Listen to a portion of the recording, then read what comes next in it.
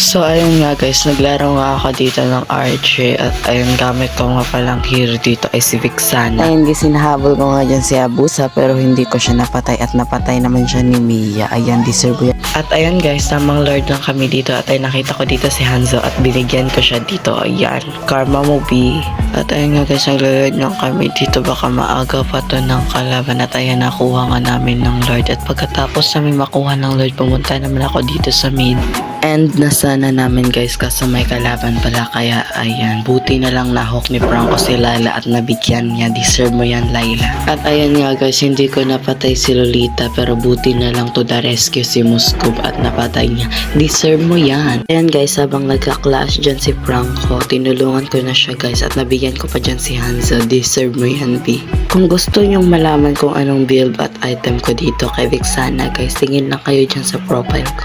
At kayang maka one hit combo nito ni Vixana guys. Alam niyo na ba yung combo dito guys kay Vixana? Sobrang dali lang guys. First, second, ultimate. Ayan guys, makakapatay na kayo niyan. Yung logi na pala yung kalaban dito guys kasi ubos na yung tower nila at sa amin marami pa naman at saka logi na rin sila sa kill. At sobrang sakit pala dito ng mga kampi ko guys kaya madali lang silang pagbigyan dito. At ayan guys, si Layla muntikan ko naman. At i-flame shot ko pa sana si Layla guys kaso wag na baka masayang yung flame shot ko at hindi ko pa matamaan.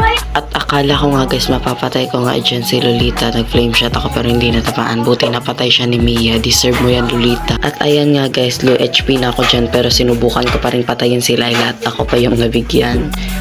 At ayan nga guys, at nung pagkabuhay ko nga guys at pumunta agad ako sa mid para mag-clear ng mga minions baka matalo pa kami.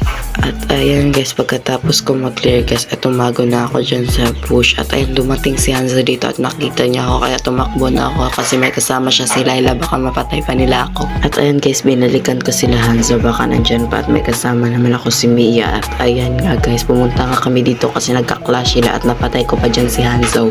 Deserve.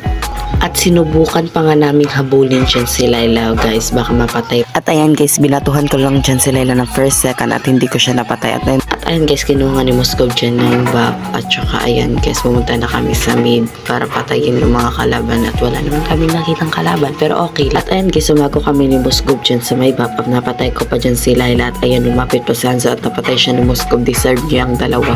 Buti na lang guys no, hindi ako pala tipi. Sa tuwing may mamamatay, hindi ko sila tinitipihan. Baka mainis kasi guys, inaawa ako. Haha. Guys, balak na sana namin tapusin kaso may kontrabidang Lolita dito. At ayan, nag-back ako kasi naglalag ako dyan guys. Buti hindi ako napatay ni Valir. At ayan guys, magre-recall na sana ako guys. Kaso ayan, pagre-recall ko akala ko naglalag lang ako tapos na pala ng mga kasama ko.